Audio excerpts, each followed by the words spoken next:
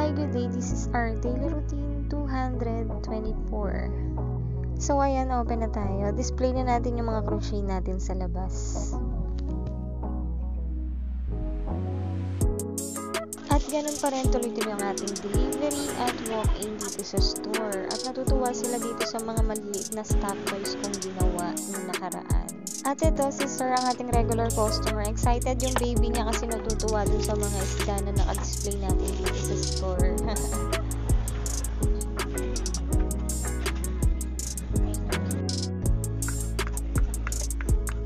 Yung maliit lang po ba yan?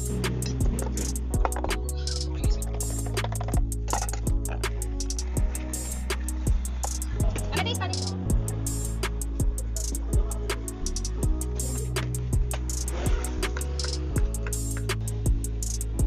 O, paano? Okay na to. So, kailangan na natin mag-close dahil 12 AM na para bukas ay maaga tayo makapag-open. So, yun lang naman ang scenario natin for today's video. Kita-kits ulit tayo bukas.